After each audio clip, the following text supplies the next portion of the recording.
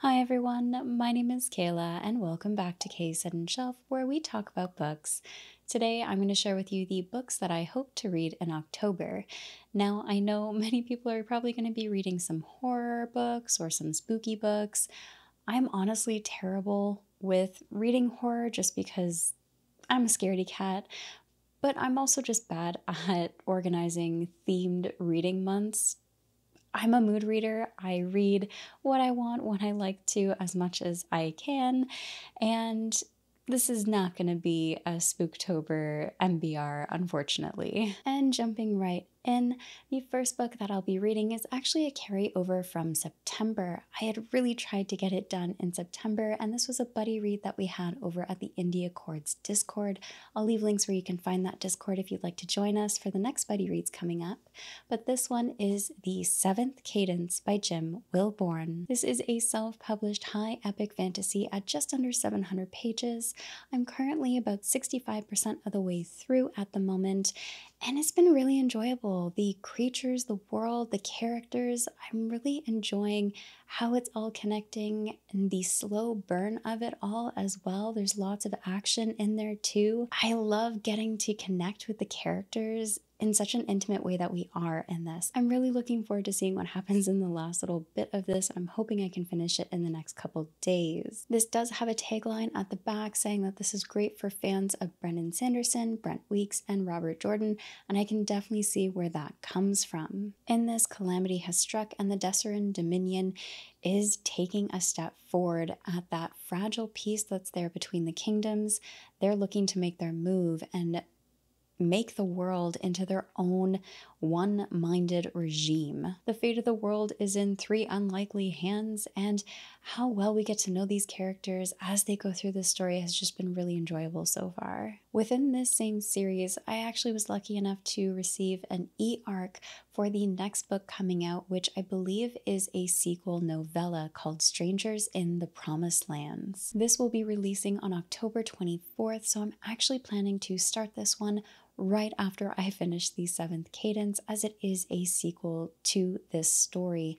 Now, I'll be honest, because it's a sequel and because I am so close to being done this book, I am not going to tell you what it's about because I don't want any potential spoilers for the ending of The Seventh Cadence before I finish it. So I will leave links where you can find information about it, more about the story, along with the Seventh Cadence in the description below. Now, the next two books I'm going to group together because they're actually book 1 and book 2 in a series by another self-published author. These copies were very kindly provided to me from the author in exchange for honest reviews, and I was really eager to read them back to back. And those are The Octus Trials and Disclaimer's Discovery by D.T. Kane. The synopsis in this world, the concept of how the magic seems to work, was really intriguing to me and is what captured my attention in this. So I'm going to talk a little bit about the Octus Trials because sequels tend to have spoilers for the first book, and we're not there yet. In the world of oration, there are speakers who are born with the ability to read aloud from a specific book that allows them to cast magic. There are only a select few born as speakers, and unfortunately, things got out of hand, disaster struck the world, and speakers became a danger. Now they are enslaved, oppressed people, and they are prohibited from learning to read. If their master needs them to cast a spell, the words are told to them to reiterate. They're never allowed to read, and thus limiting their power and their magic and putting them under the control of a master. Because they're also taught not to read, they don't know how to write, and so new spells have never been written down in the last 100 or so years, and it's put a limit and a prize on any remaining magic tomes that are left over from prior to that disaster. This story seems to follow a speaker called Baz, or Bastian, I believe, and his master, who are called to the Octus Trials, a dangerous event that could cost them their lives. Baz, however, has a secret. He can read, and unfortunately his master finds out, and they have to strike a bargain that allows Baz to keep his life and hopefully survive the Octus Trials with his master. So this definitely sounds really interesting. I've been really eager to read it for months, and I am so excited that not only do I get to start it, but I get to read book 2 right along after it. Before I forget as well, D.T. Kane, the author, has actually done a reading of the Octus Trials on his YouTube channel in a video series. So if you wanted to check this out and see if it is for you before picking it up, this is definitely a way to try it. I'll leave a link down below in the description where you can find that playlist. Next is one that I was hoping to read in September, but unfortunately could not get to it, so it's rolling over into October, and that is The Sword of Mercy and Wrath by N.C. Kusis. Now, this isn't my typical genre that I would go to, however, I wanted to give it a try as there were elements that sounded really interesting to me. Now, this is a self-published fantasy with some romance in it. The romance element is usually the genre that doesn't really hit for me in most cases. It's rare that romance works for me in books, and it's just because that's not my taste in reading typically. There were other elements, though, that made me interested in wanting to give this a try. Now, this is a vengeance story as Selena seeks vengeance on the werewolves who destroyed her family and mutilated her body. She ends up getting her chance to join a secret order devoted to hunting down these werewolves. Her pain drives her vengeance, and she is tasked with hunting down her childhood love, Tristan, reminding herself that he is now a monster.